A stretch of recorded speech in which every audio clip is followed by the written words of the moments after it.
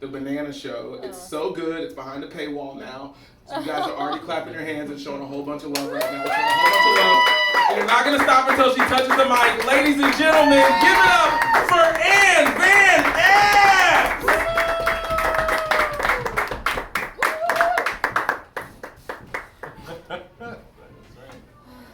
Thanks. Oh, thanks. Oh, it's not. Okay. Is it working? Okay. I am going to take it out of the paywall so you can watch the show. You don't know anything about it. Okay. You guys. My name's Ann. I have something called The Banana Show online. It's about love, dating, or whatever, mostly about whatever, so it's really fun. It's like Between Two Ferns, but better, like not as mean, sort of, except when Chase was talking, I did zone out a couple times. But no, he's great. I'm just joking. Just having fun with you, kiddo. I don't know. He's older than me. So when I go out to stores and stuff, my pronouns are apparently ma'am. But they're actually she, her, it, and crystal. And my love language is live, laugh, leave me alone.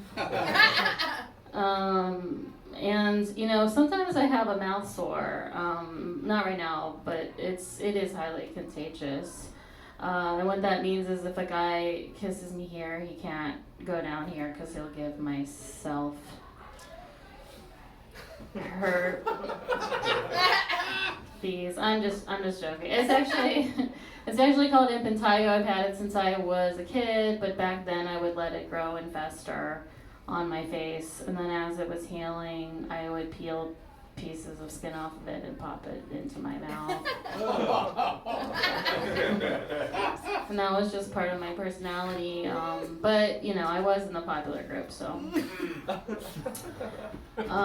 So I had two best friends, and they both had terminal illnesses. I think it's because I have issues with long-term commitment. They are now both dead to me.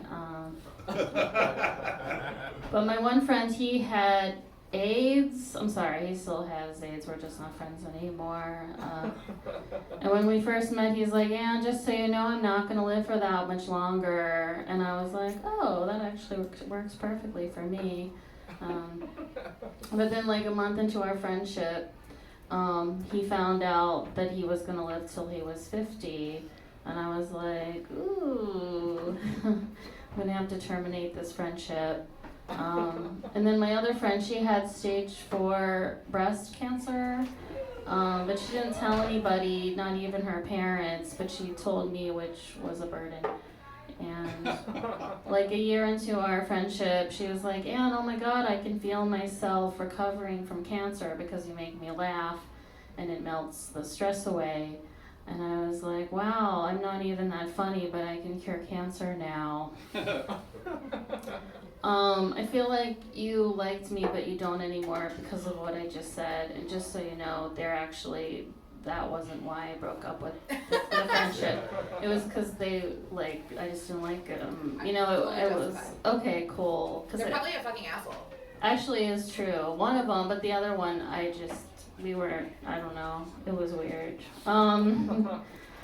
Anyway. Justified. Yeah, it was just I didn't want to be their friend anymore. I mean, I feel like I don't really need a reason, but I do have one, but it's not part of my set. I had a vodka cranberry. I don't really drink, so I this is what happens when, you know. So anyway, this isn't the first time something like this happened where I cured a disease. When I was 12, my great-grandma was 93 on her deathbed, and my dad made me come in and cheer her up.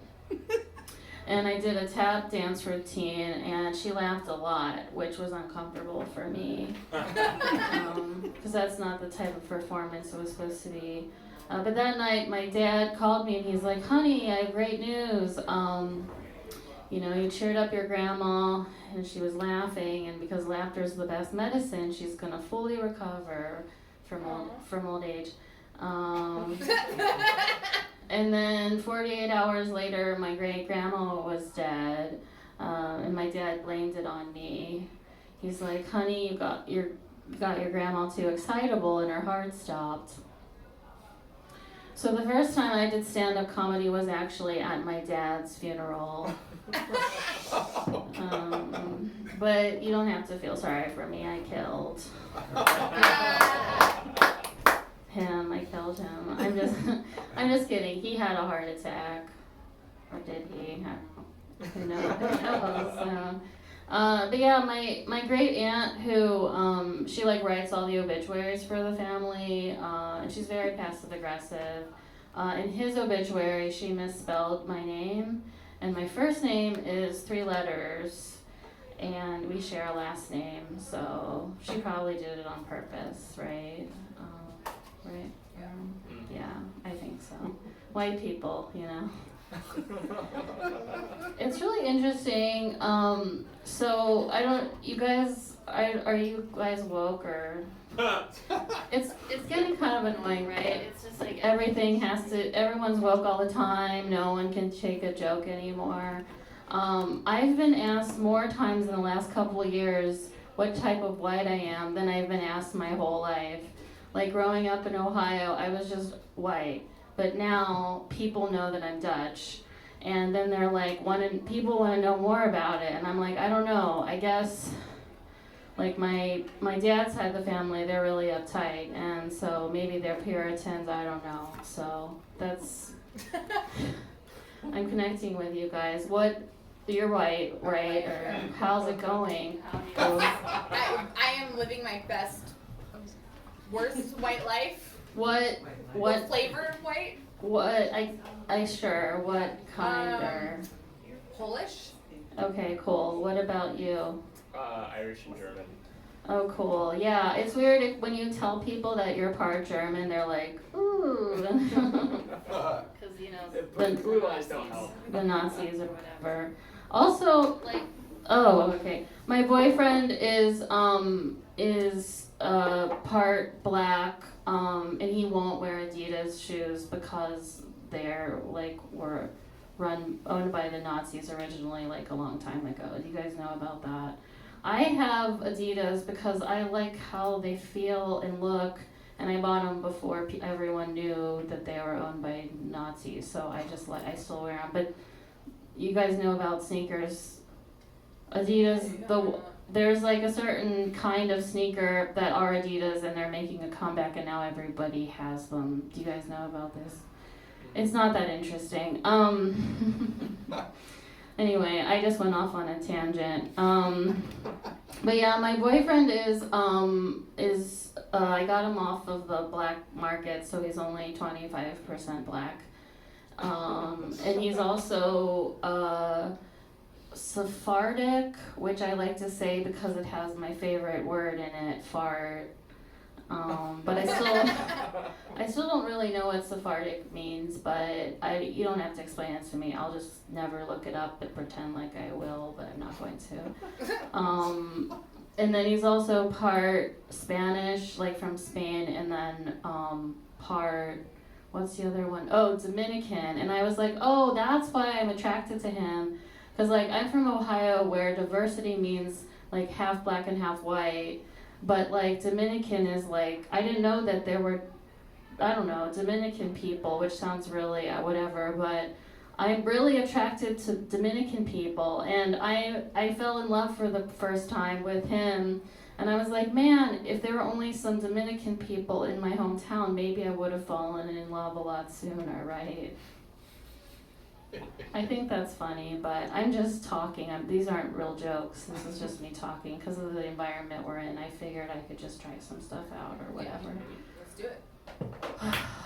I'm so tired. I went to the gym today.